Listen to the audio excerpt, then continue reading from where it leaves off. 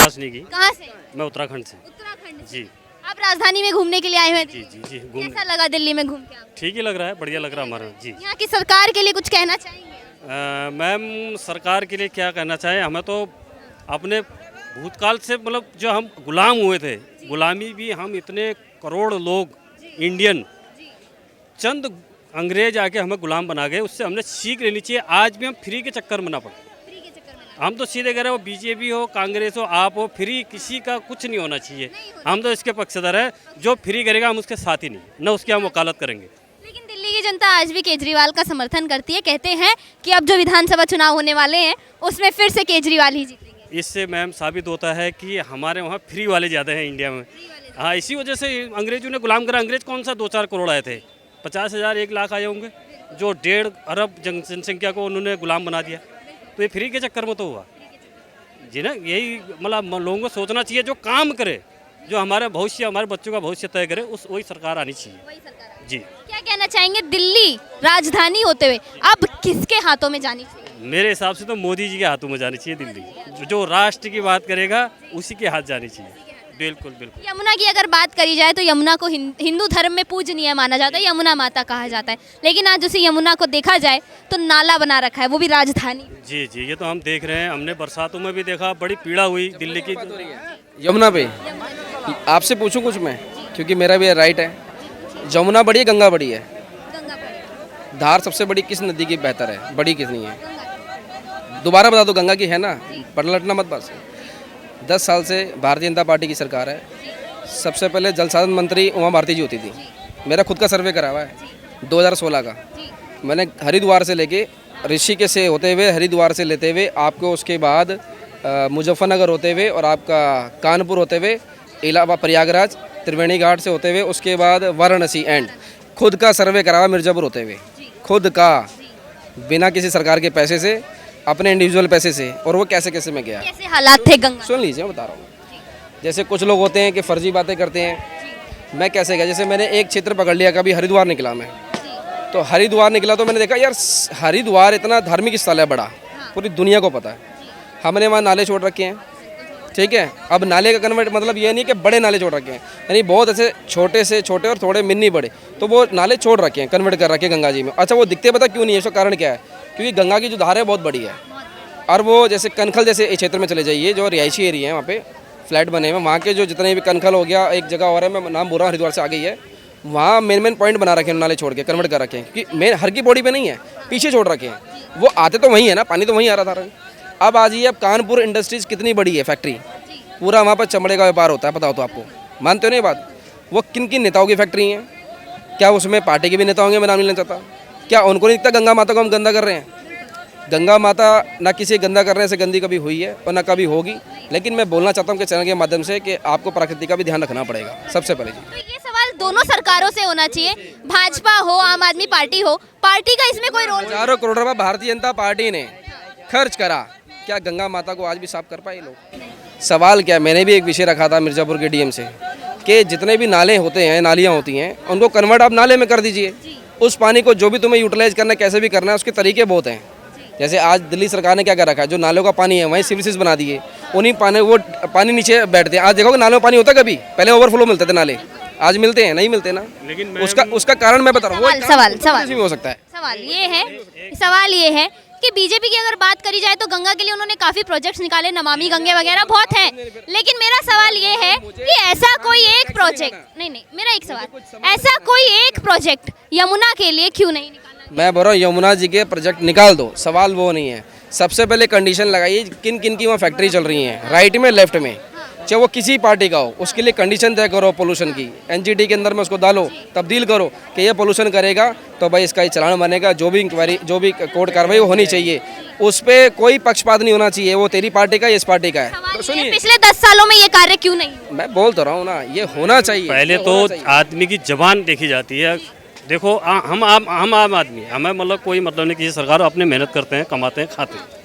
लेकिन जिनके हाथों में पावर है, अगर वो कहते हैं कि मैं 2000 गाइडलाइन देते हैं कि 2025 तक मैं डुबकी लगाऊंगा, तो आज वो जनता के बीच में डुबकी लगाएं और जाए, पवित्र होके जाए। बिल्कुल, बस सबसे बड़ी बात तो यही है। कोई भी सरकार, अब जहाँ तक मोदी जी का सवाल, मैं उत्तराखंड का रहने वाला हूँ।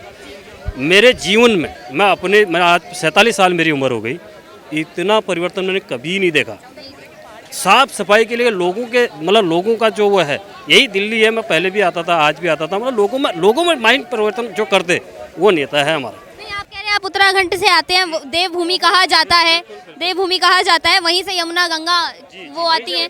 लेकिन क्या यमुना और गंगा दोनों के जो हालात वहाँ है उत्तराखंड में है, वो दिल्ली या फिर आगे चल के है? नहीं, यहाँ तो हम कभी गया नहीं, लेकिन जो अपने वहाँ जो मैं देखता हूँ, जितने में मैं वो करता हूँ, उसका मैं बहुत ऋणी हूँ इस सरकार कि जिन्होंने हमें ये सौभाग्य दिया। अच्छा, आम आदमी पार्टी की बात करी जाए तो केजरीवाल जी कह रहे हैं कि हम यहाँ की महिलाओं को, भाई हो तो केजरीवाल जैसा, ये स्लोगन लेके घूम रहे हैं और यहाँ की महिलाओं को 2100 रुपए देने का वादा कर रहे हैं। ये मैम कितने ही वादे कर लें, सबसे पहले तो ये वहीं बेईमान हो गए जहाँ ये जिस सरकार को गाली देके ये सत्ता में आए, उसी सरकार के संग अगर ये रह रहे हैं तो कैसे इसको मान लें हम, बताओ।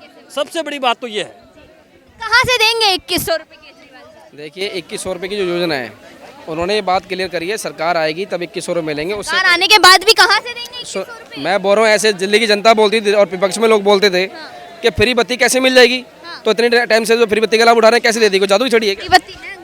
हाँ, 200 यूनिट फ्री है। 200 यूनिट फ्री है। पॉइंट टू पॉइंट 200 यूनिट बत्ती अगर मैं यूज करता हूँ, जैसे एक जो गरीब तबके का आदमी होता है, वो उसके संसाधन क्या होते हैं घर के अंदर में, जैसे एक मैं टीवी चला लूँगा, एक बल्ब जला लूँगा, एक पंखा चला लूँगा, एक गर्मी आई तो मैं कूलर भी चला लूँगा, ये होते हैं इसके, ठीक है, संसाधन। तो 200 यूनिट बत्ती उस व्यक्ति के लिए बहुत होती है। अब मैं आपको बताता हूँ, और अमीर के लिए भी आओ, जैसे अमीर वाली बात बोलते हैं, जैसे हम पे कर रहे हैं, तो लोगों ने क्या करा, जो जिनके फ्लैट हैं तो फ्लैट को पार्टीशन में डिवाइड कर दिया। बहुत ऐसे उदाहरण है मेरे पास, करोल बाग में भी हैं। बड़ी बड़ी कोठियों में लोगों ने बाउंड्री दीवार खींच दी, क्योंकि दीवार खींचने के बाद आपको नॉलेज के लिए बता दूँ, 1 मीटर अलॉट हो जाता है, ठीक है ना। वो रूम प्रॉपर होना चाहिए, रूम प्रॉपर अलग होगा, उसमें एमसी लगा देते हैं, उसके बाद मीटर कनेक्शन मिल जाएगा। तो 200 यूनिट बत्ती उस कमरे में मिल गई, एसी चला ले उसमें, और इस वाले कमरे में मिल गई, तो उसके लिए करोड़पति के लिए तो फ्री हुआ ना, फ्री का लाभ वो भी उठा रहा है। लेकिन सवाल है कि वो सच बोल रहा है नहीं बोल रहा। अब आते हैं महिला की बस यात्रा जो फ्री चल रही है। केजरीवाल की ना मैं पार्टी में हूँ, ना मैं उनके पक्ष में हूँ, जो मुझे दिखता है मैं वो बोलता हूँ। महिलाओं को बस फ्री मिल रही है, लेकिन महिलाओं को साफ साफ ये भी बोला है कि जो महिला सक्षम है टिकट लेने में, तो वो पैसे दे के ले भी सकती है कंडक्टर को टिकट अपनी, चाहे वो 10 की हो, चाहे 20 की, कितने की भी हो।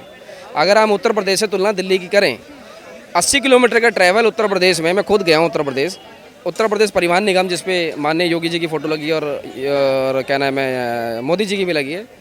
मैंने उस बस में सफ़र करा, 80 किलोमीटर का ट्रैवल 149 रुपीज़ का है, यानी मोटा मोटा मान लो 150 रुपये का, 140 से ऊपर। तो आप ये बताइए कि केजरीवाल सरकार अगर एसी बस में हमको 50 किलोमीटर ट्रैवल करवा रही है, क्या गलत है, सही है?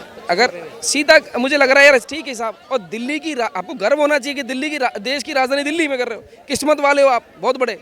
अगर मैं मुख्यमंत्री होता, विधायक होना था, तो मैं डबल कर देता। यही तो बदकिस्मती की बात है सर कि ये सब राजधानी में हो रहा है, क्योंकि राजधानी आप माने या ना माने, दिल्ली की जनता ऐसा खुद कहती है कि राजधानी पिछले 10 सालों में और भी बुरी हो चुकी। बुरी अगर होती तो दिल्ली में भीड़ नहीं लगती।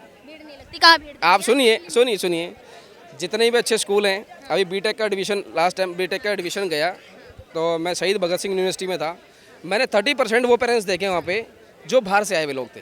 अगर दिल्ली इतनी बुरी है और दिल्ली की एजुकेशन इतनी बुरी है, तो उनके पेरेंट्स यहाँ क्यों आ रहे हैं एडमिशन लेने के? समझ नहीं आ रहा सर, कौन से लोगों से आप मिलके आ रहे हैं जो आपको 30% लोग हो गया पेट में, देखो दर्द हुआ। दूसरी बात ये है कि अगर इतनी ही अच्छी सरकार है, पहले आम आदमी पार्टी ये कहती थी कि हमें एमसीडी दे दो, नहीं जनता में पहले आम आदमी पार्टी ये कहती थी कि हमें एमसीडी दे दो, अब दे दी एमसीडी। अब प्राइमरी स्कूल आप जाइए ना, देखिए स्टेप बाय स्टेप कर रहे हैं। 15 साल भारतीय जनता पार्टी रही है, किसी भी एक स्कूल को उठा के देख लो कितनी बुरी हालत थी। आज आप जाइए, स्टार्ट तो कर रहे हैं ना। मोहल्ला क्लिनिक का क्या हालात है? क्या नहीं आता मोहल्ला क्लिनिकों के क्या हालात? आप सुन लीजिए, मोहल्ला क्लिनिक के साथ साथ में जब सत्येंद्र जैन जी अरेस्ट हुए थे, उस टाइम पे थोड़ी मानता हूँ उनके कामों में ढिलाई हुई है, लेकिन बहुत मोहल्ला क्लिनिक आज भी चल रहे हैं, ऐसा नहीं चल रहे।